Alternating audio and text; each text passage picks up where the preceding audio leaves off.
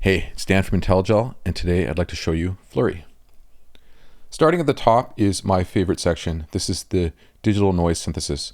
There's 16 different algorithms split into 2 banks of 8. You advance through the noises by pressing this button here. You can see the colors changing. So let's patch and hear what they sound like.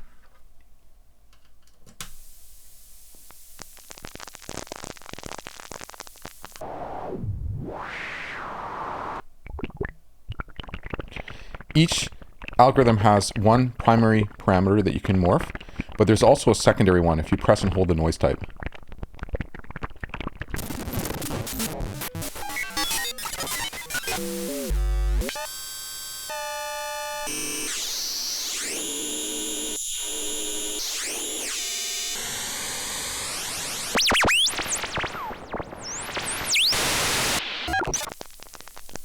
And to get to the second bank, press and hold the noise type and turn the attenuator.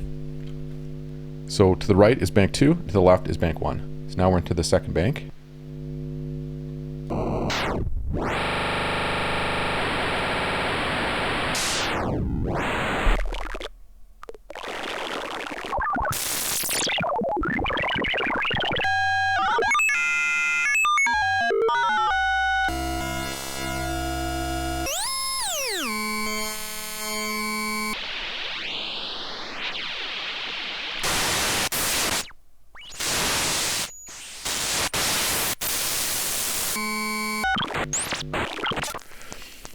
This last mode is called rainbow mode, and this allows you to select any of the 16 algorithms by turning the morph knob. Each of those algorithms, when you access it, it stays in the state that it was last edited to be. But if I land on any particular algorithm, if I want to adjust its main parameter, I can press and hold the noise type while I'm there.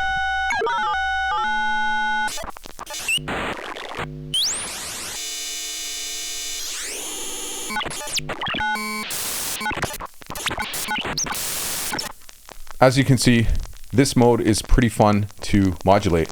So let's plug in a sequence from Metropolis.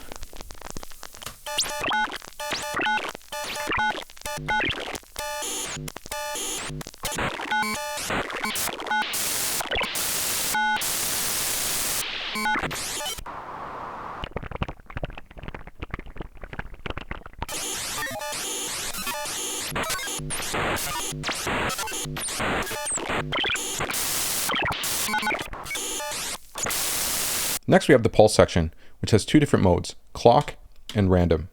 In clock mode, the pulse rate can vary from a period of 15 seconds to 2.5 kilohertz. In random mode, it varies from 0% probability to 100% probability. Let's patch this into the amps.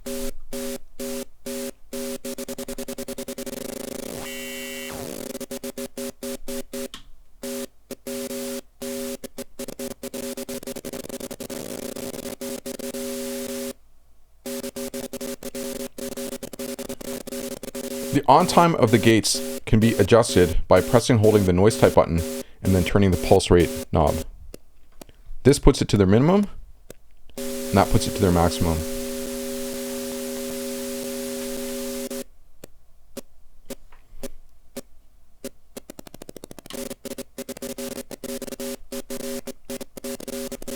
The pulse rate can be CV controlled, but there's also a control for run.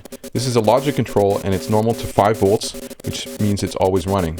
But if I patch a gate from a sequencer, or in this case, we'll take the gate from the FSR, we can manually control it.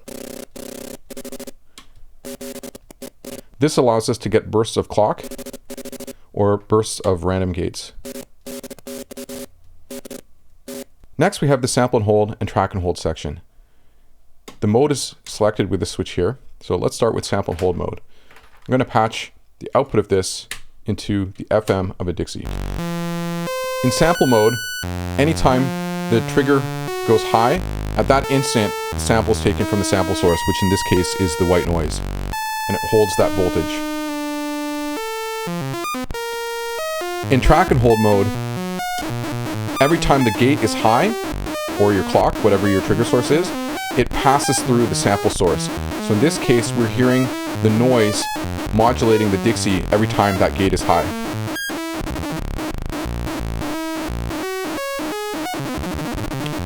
Because you can adjust this on time,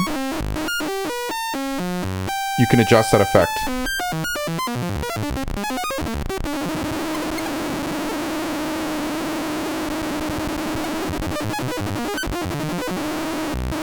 And of course, you can patch other things into the sample.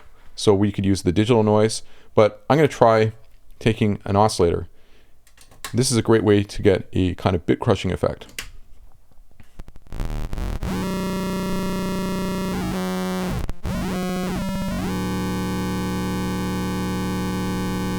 We can sequence that too. I think it sounds better in track and hold mode.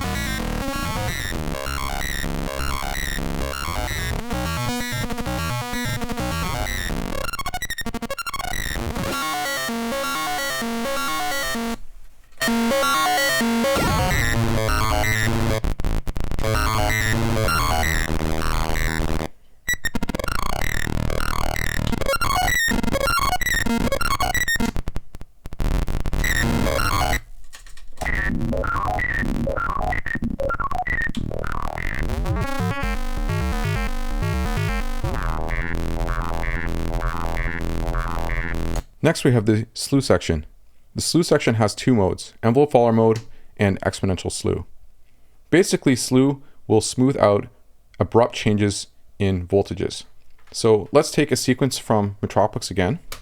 We're going to patch it to the slew input, take the slew output to a Dixie, and then we're going to listen to the result. So with slew at 0, we hear each step for each pitch. And as we turn this up, it smooths that transition between the notes. This is portamento. You notice we have this switch here that can select whether the slew is applied on rising changes, descending, or both. Right now it's on both. So let's just put it on descending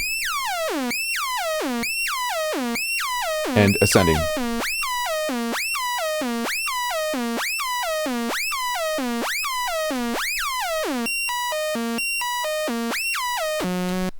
So let's look at the envelope follower mode. The envelope follower is doing a few things under the hood. It's full wave rectifying the source, it's doubling its amplitude, and it's applying a fixed low pass filter.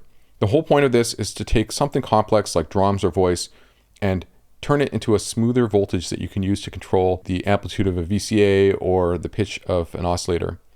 So let's listen to this simple drum sequence from Plonk. We're going to patch that into the envelope follower and use that to control the VCA. So we went to the slew out goes to the CV, and in this case, I'll process the square from a Dixie. We take the output.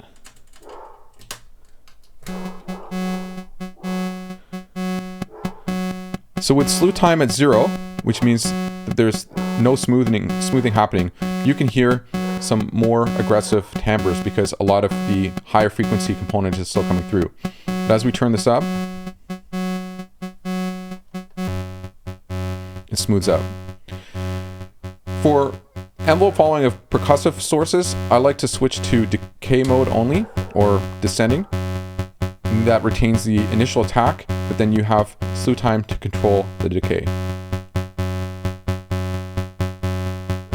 Another use for the slew is to turn a pulse into an envelope. If we take the pulse output, patch it into the slew, again, we can patch this into the VCA. So I'm taking my clock, I'm putting it to the minimum pulse duty so that it's a short trigger.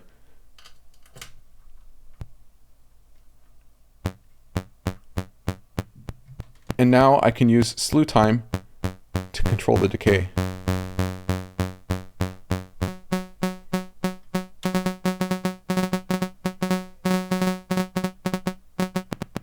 And then finally, we have the white noise and pink noise outputs. White noise is probably the most commonly used noise source in synthesis. We have it normal to the sample and hold input. Pink noise is derived from the white noise using analog filters. Let's hear the difference.